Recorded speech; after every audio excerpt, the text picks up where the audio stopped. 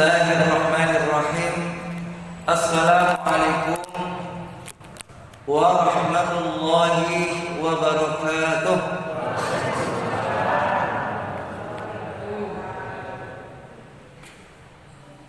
Alhamdulillah hamdan katsiran thayyiban mubarakan fih, mubarakan alaihi kama yuhibbu rabbuna wa yarda.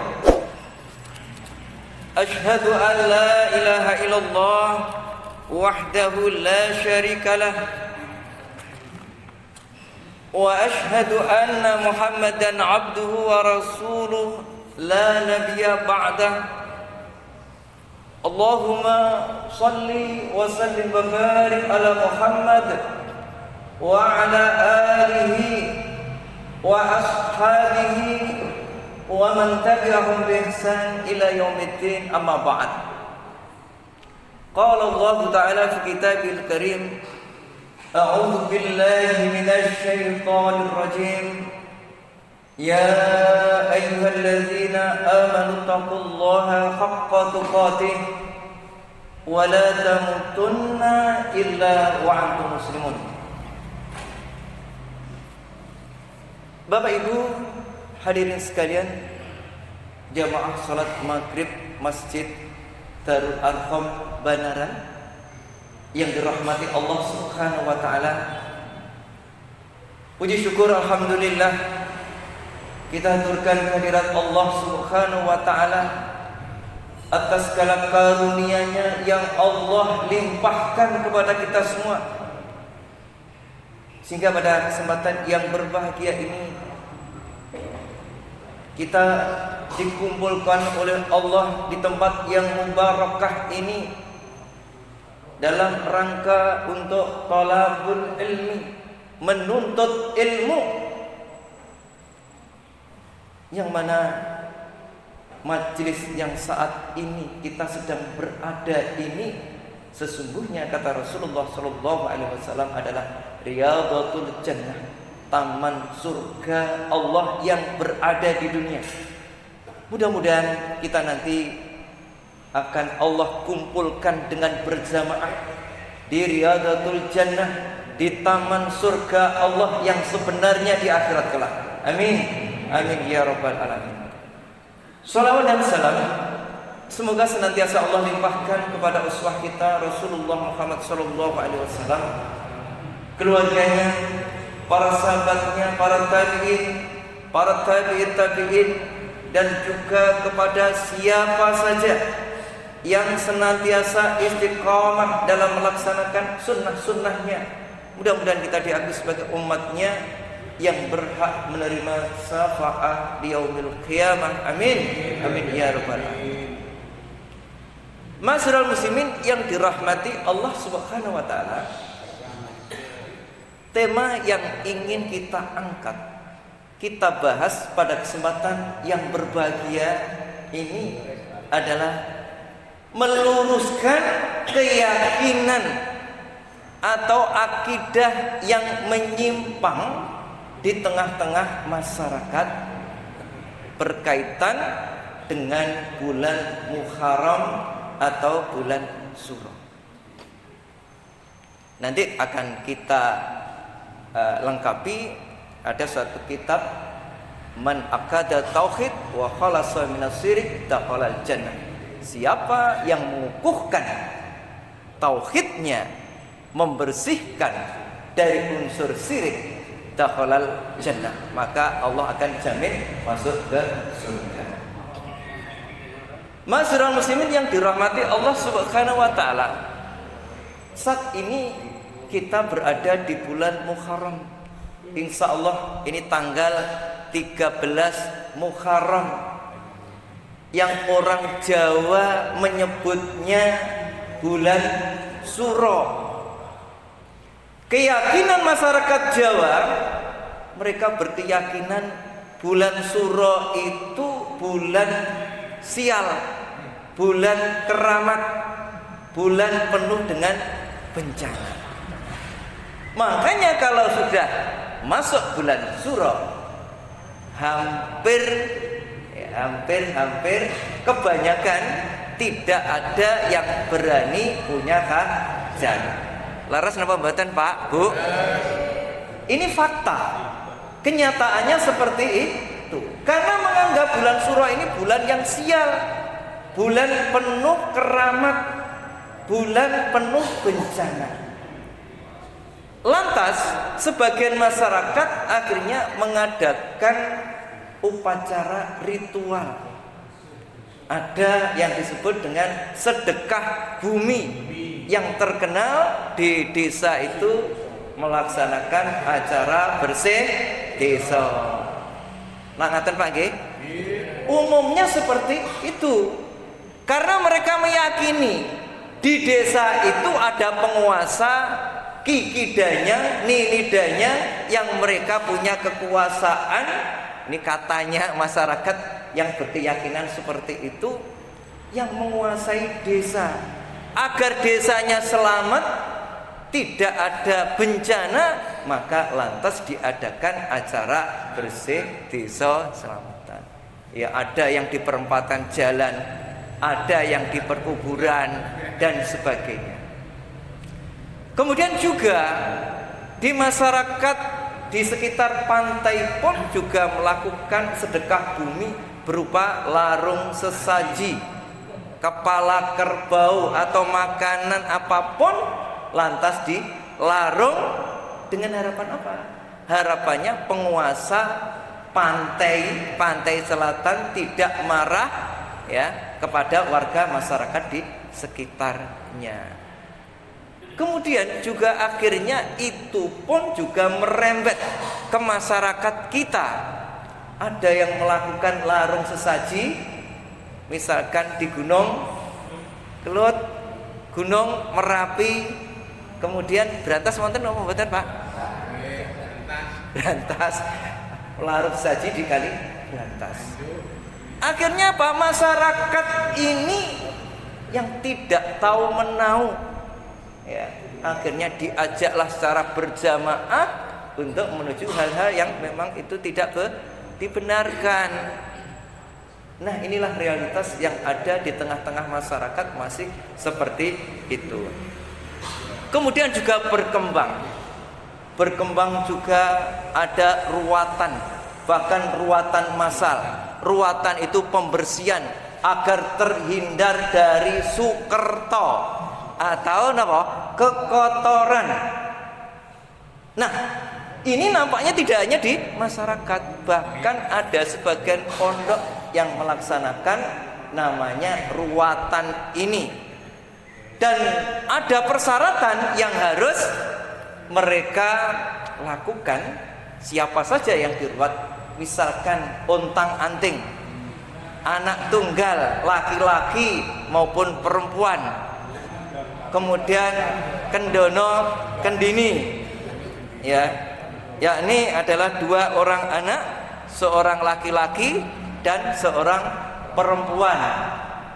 Kemudian lantas ada sendang kapit pancuran, 3 anak, ya, 3 anak yang berseling, laki-laki, perempuan, laki-laki. Atau juga pancuran kapit sendang, 3 anak yang berselang, perempuan, laki-laki, perempuan. Kalau ini tidak diruat, katanya keyakinannya yang tersebar di masyarakat akan menjadi makanan empuk dari Bathara Kala, yang merupakan simbol, ya, ini simbol daripada sesuatu keburukan. Karena ya sialnya bulan bulan Syuro atau bulan Muharram ini yang berkembang di masyarakat.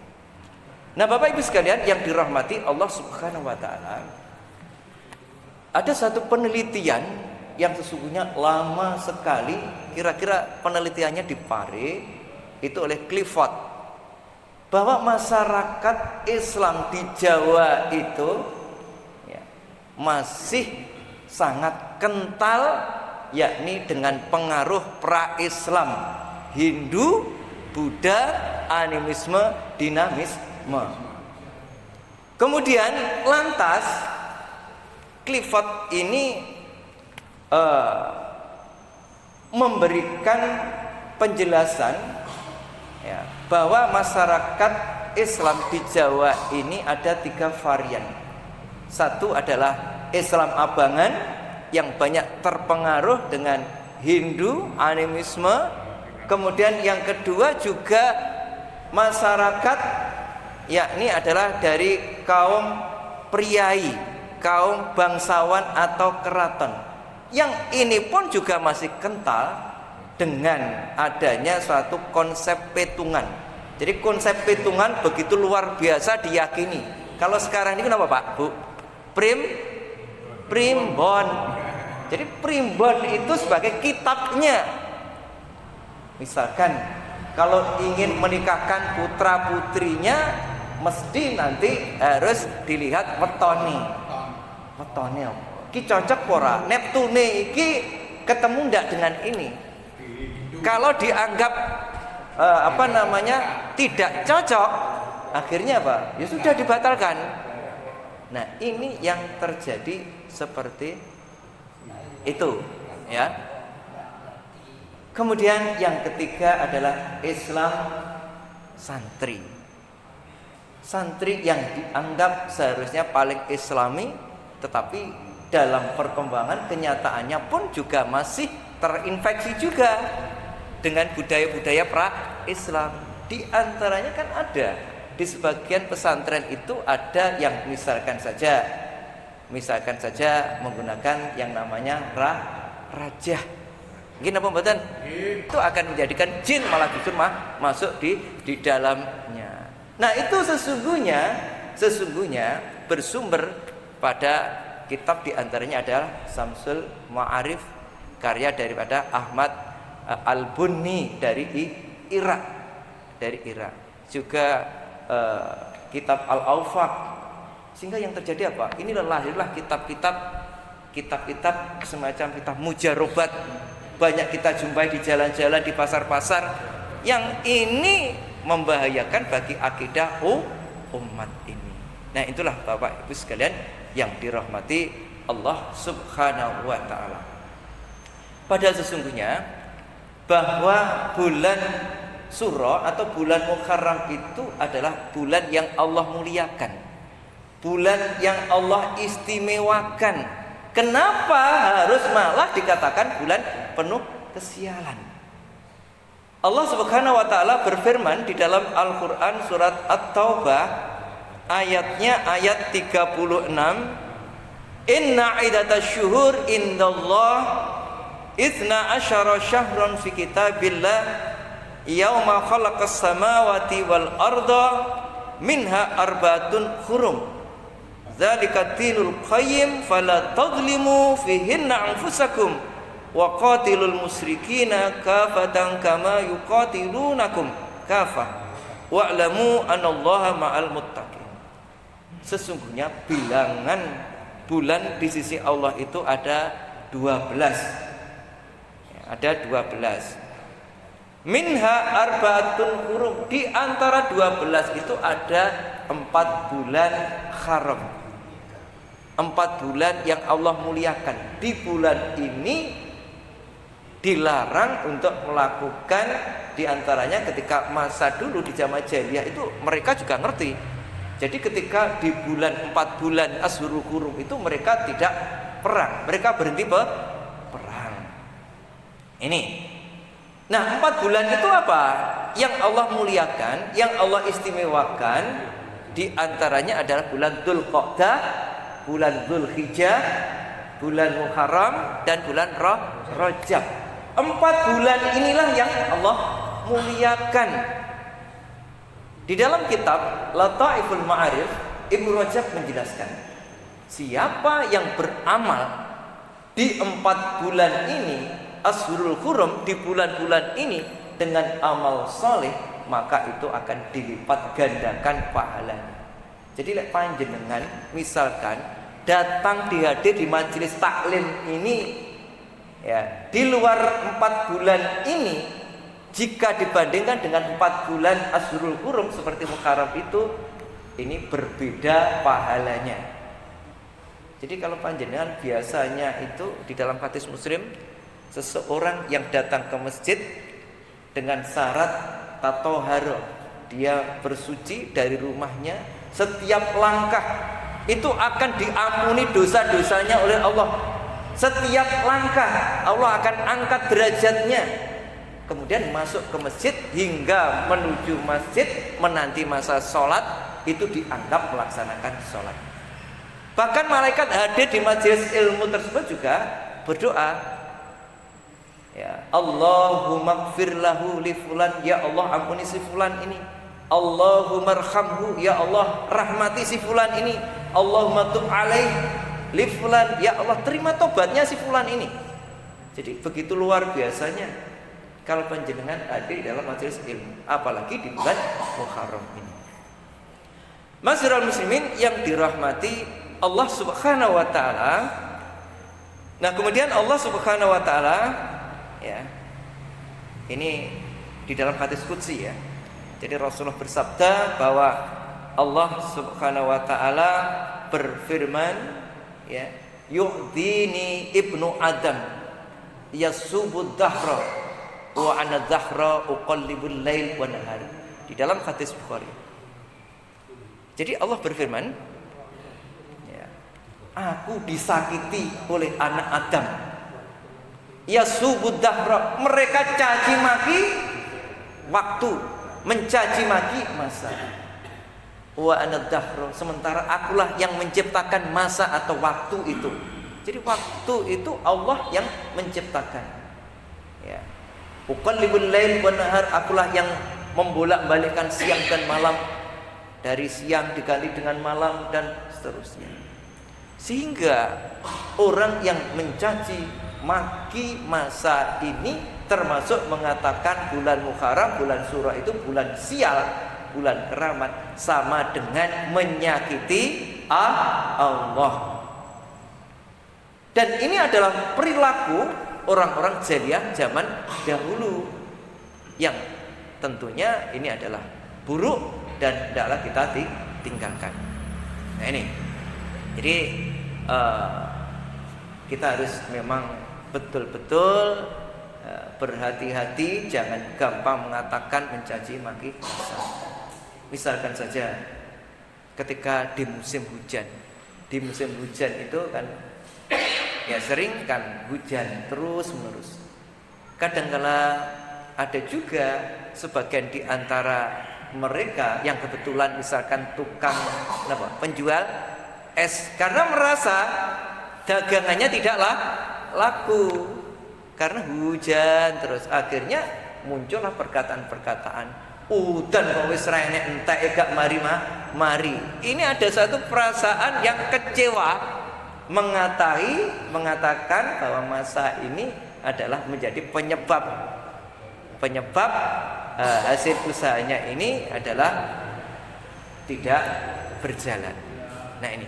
Nah oleh karena itu, karena hal ini masuk dalam ranah kesyirikan, mari kita kaji di dalam kitab tauhid.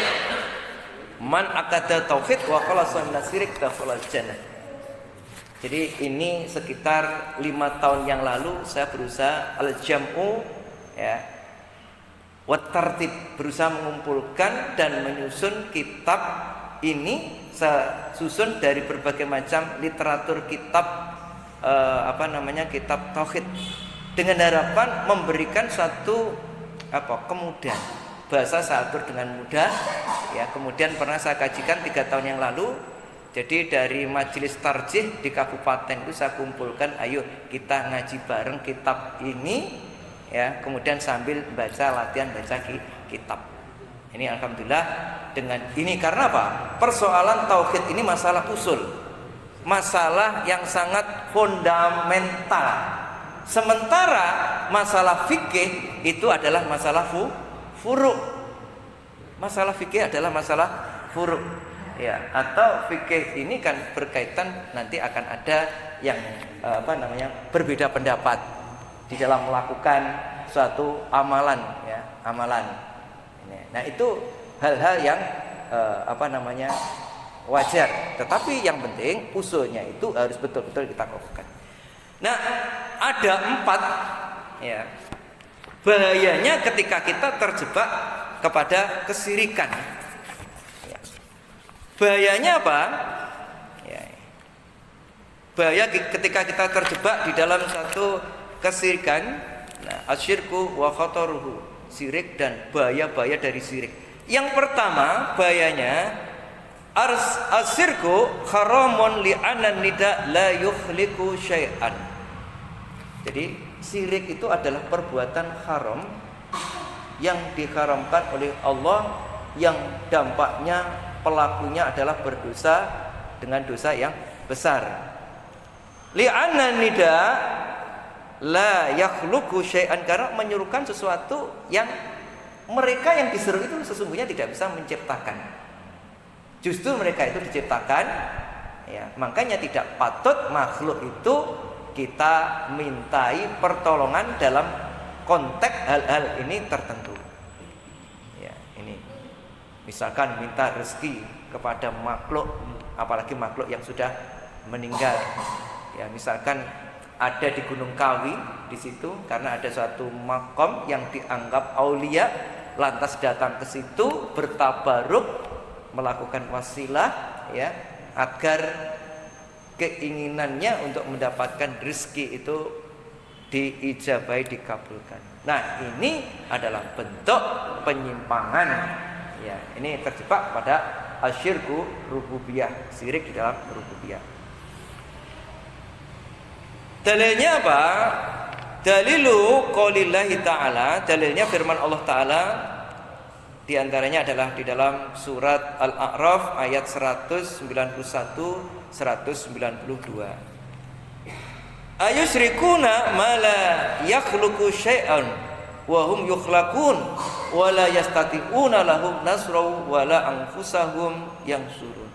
Apakah mereka itu menyekutukan Allah, ma la yakhluqu syai'an, sesuatu yang tidak bisa menciptakan sesuatu, wa hum yukhlaqun, sementara dia itu tercipta, diciptakan oleh Allah.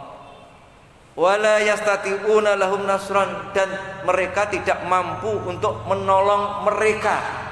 Mereka yang minta tolong itu ternyata yang diminta itu tidak mampu untuk mengabulkan permohonannya. Jangankan pada orang lain, wala anfusahum yang surun, terhadap diri mereka sendiri yang surun, mereka itu tidak mampu untuk menolong dirinya. Nah, ini. Nah, oleh karena itu Bapak Ibu sekalian yang dirahmati Allah Subhanahu wa taala, kalau di masa zaman Nabi Nuh dahulu itu ada ulama-ulama yang meninggal. Biasanya mereka, tradisi mereka itu adalah mereka buat suatu perkuburan yang indah, mereka patungkan.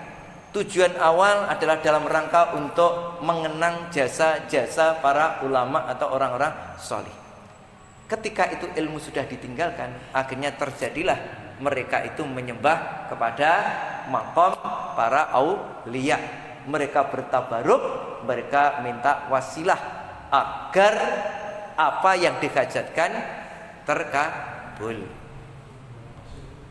Ini ada satu kitab namanya Fatawa Lajnah Daimah lil Buhusi Ilmiah wal Ifta. Itu yang dari ulama-ulama, kibar ulama di Saudi, ya. Nah, di situ diantaranya ada satu pertanyaan.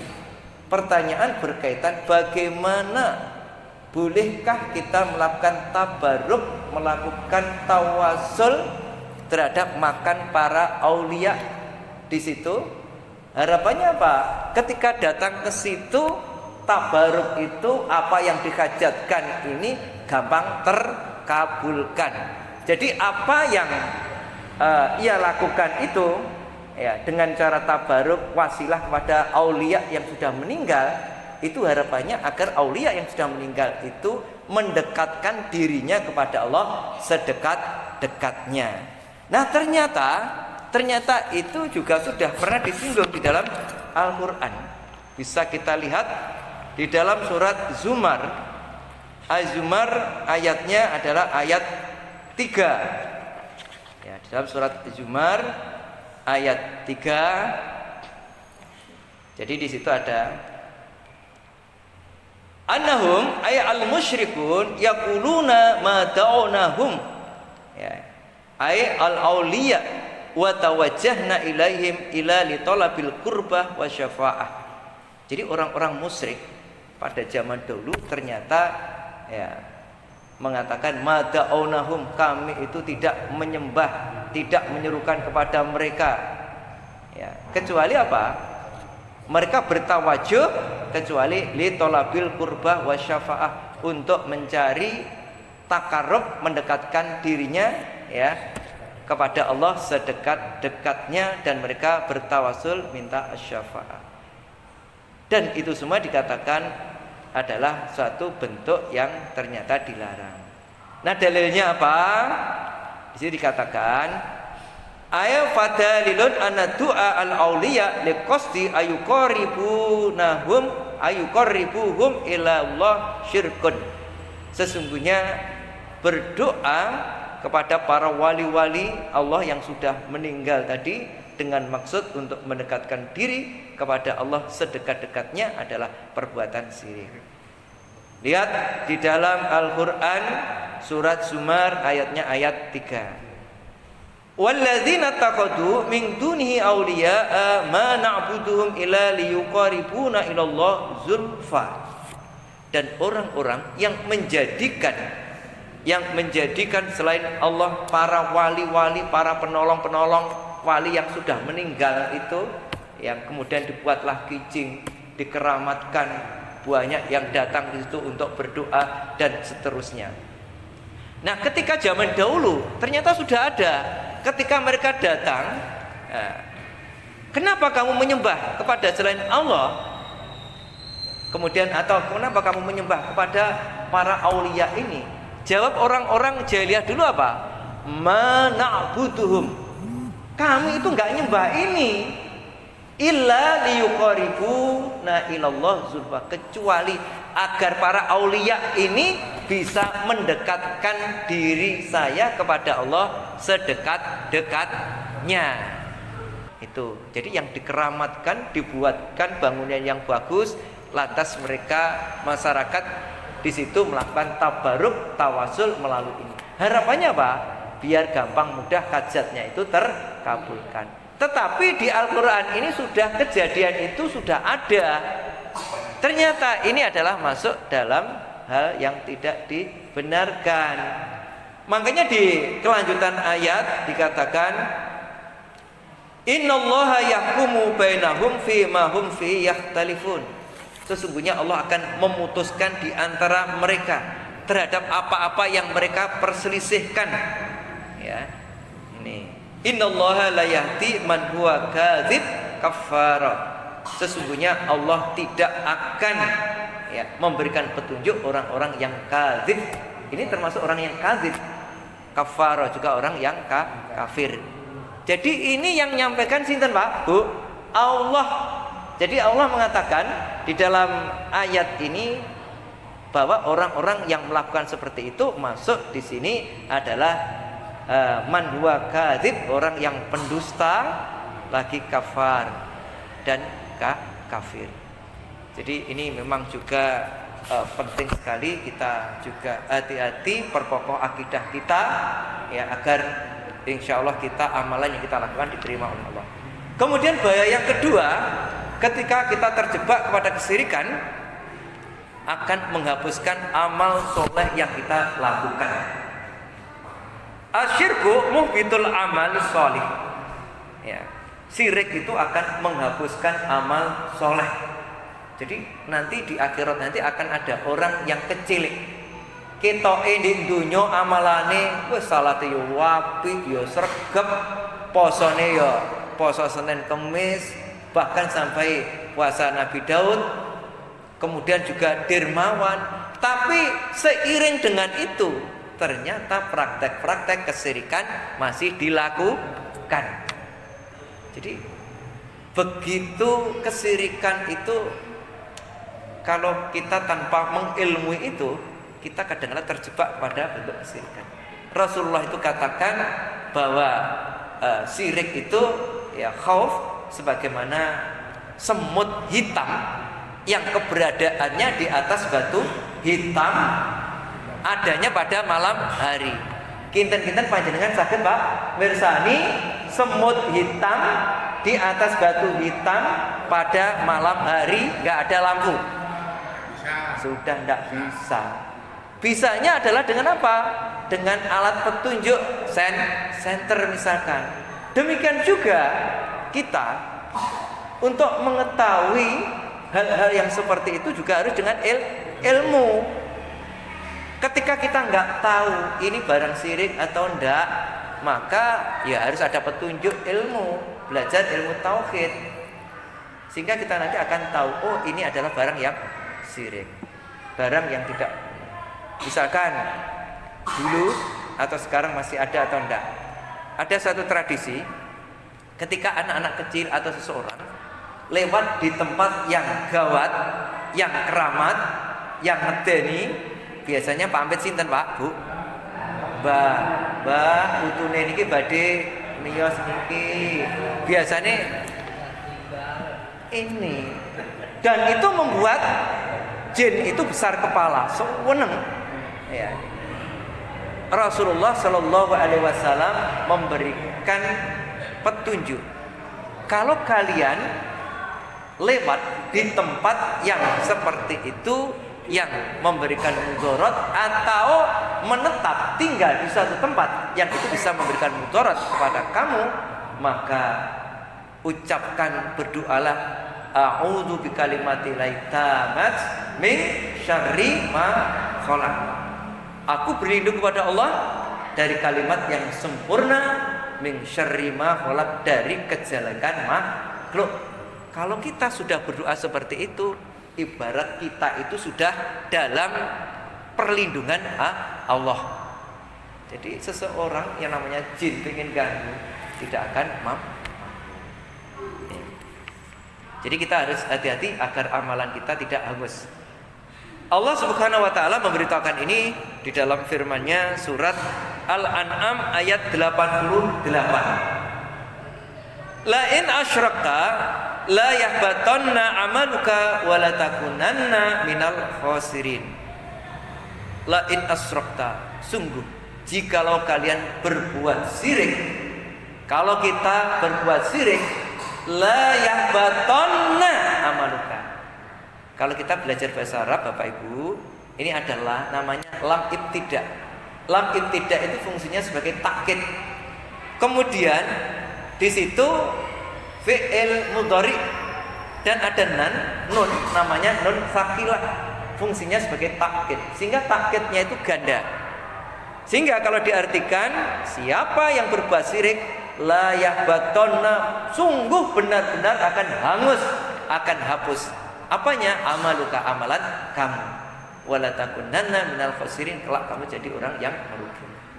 Ini jangan sampai kita nanti sudah ibadah kita bagus, sholat bagus, puasa bagus, dermawan, ya, tiba-tiba di sana kok hilang, kecelek.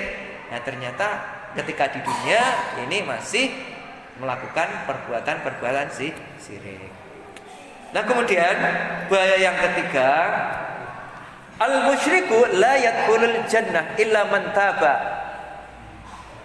Orang yang berbuat kesyirikan itu tidak akan masuk surga illa man taba, kecuali ia tobat kepada Allah. Nah, apakah perlu seseorang yang melakukan syirik kemudian tobat melakukan sholat taubat? Kinten-kinten perlu napa mboten Pak, Bu? Dasudi? Perlu Pak? Nah, dan Pak, terkait dengan sholat taubat, kenapa di putusan tarjih itu tidak memasukkan sholat sunat taubat dan tasbih itu sebagai sholat sunat yang harus dilakukan? Ternyata apa? Ini jadi ikhtilaf ulama timur dahulu. Misalkan Ibnu Qayyim di dalam kitab Zadul Ma'ad, karena mengetahui hadis ini lemah, Sehingga beliau tidak memasukkan di kitab Zadul Ma'ad berkait dengan sholat sunat taubat. Syaukani di dalam kitab Nailul Autor juga karena paham betul hadisnya ini adalah hadis lemah, sehingga tidak dimasukkan di dalam kitab Nailul Autor. Kemudian As-Sun'ani, pengarang kitab Syarah Bulughul Maram, yakni adalah Subulus Salam, juga mengomentari berkait dengan hadis ini adalah lemah. Meskipun Syekh Albani, ulama kontemporer ini mengatakan sahih, tapi ulama tempo dahulu ternyata itu sudah mengkajinya, kemudian ditarjih. Karena hasil kajian ditarjih, para pakar tarjih meneliti ternyata hadisnya ini adalah hadis yang lemah, sehingga ini tidak diamalkan. Khawatir apa? Terjebak kepada suatu amalan bid'ah yang berbahaya. Lebih baik amalan sing liyane sing memang didasarkan hadis yang kuat. Ini alasan kenapa ditarjih tidak memasukkan sholat taubat, tasbih itu sebagai sholat sunnah. Lantas bagaimana? Ya sebagaimana isyarat dalam Al-Quran, ketika kita berbuat dosa, ya kita bertobat dengan taubatan nasuka. Kita bertobat, mohon ampun kepada Allah, istighfar. Rasulullah istighfar tidak kurang 100 kali sehari semalam. Nah, terus kita itu berapa Bapak Ibu? Kinten-kinten wonten 100? Insya Allah. Padahal Rasulullah itu diampuni dosa-dosa yang lalu, dosa-dosa yang mendatang, maksum, dijamin masuk surga. Kita belum tentu dijamin masuk surga, tentunya lebih harus banyak untuk beristighfar. Jadi tobat dengan tobat yang sesungguhnya, yang sebenar-benarnya, tidak akan mengulangi lagi perbuatan dosa tersebut. Janji. Lantas kemudian mengikuti dengan perbuatan-perbuatan yang baik, karena perbuatan baik nanti akan menghapus dosa-dosa yang kita lakukan. Itu saya kira sudah cukup dengan itu. Jadi tanpa ada salat salat tobat. Nah, Allah Subhanahu wa taala berfirman di dalam Al-Qur'an surat Al-Maidah ayat 72. Innahu may yusyrik billah faqad haramallahu 'alaihil jannah wa ma'wahun nar wa ma lidzalimin min ansar. Sesungguhnya barang siapa yang menyekutukan Allah, faqad haramallah, sungguh Allah haramkan baginya, yakni surga. Jadi dia diharamkan surga baginya. Wa ma'wahun nar, dan tempat tinggalnya di neraka. Wa ma lidzalimin min ansar, dan tidak ada pertolongan terhadap orang-orang yang zalim. Jadi dosa, apabila dosa syirik itu tetap kita bawa sampai mati, maka Allah tidak akan mengampuni. Tetapi ketika di dunia, meskipun kita dosa melakukan perbuatan syirik, kalau kita tobat, maka Allah insya Allah akan ampuni. Dengan catatan ya jangan diulang lagi.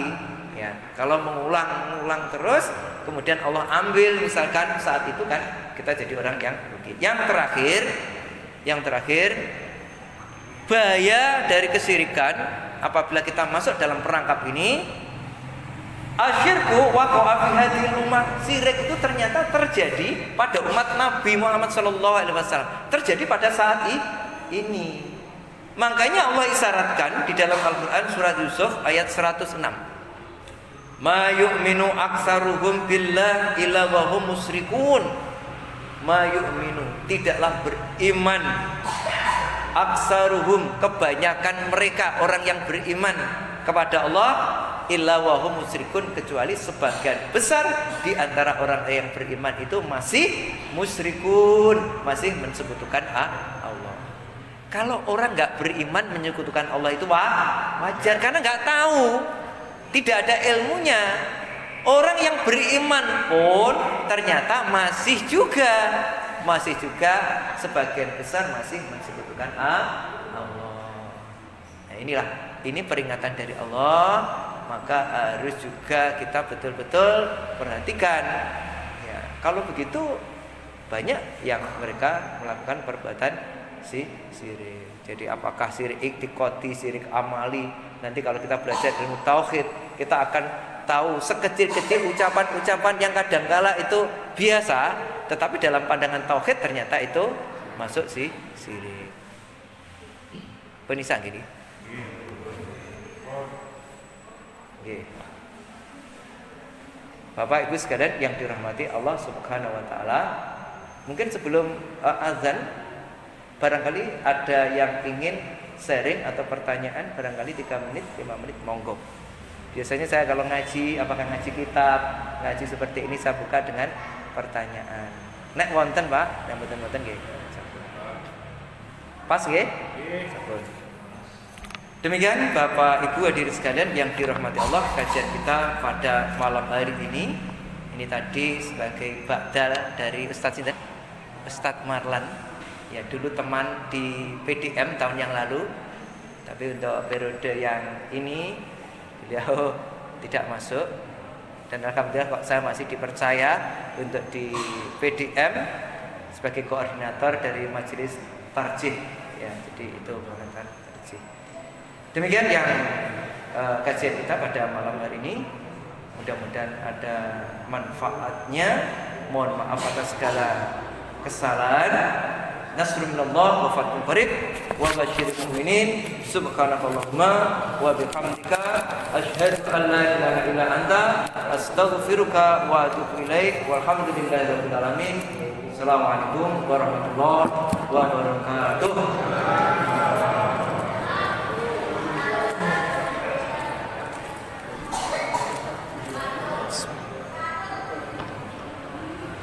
Terima kasih kepada Ustaz Muhammad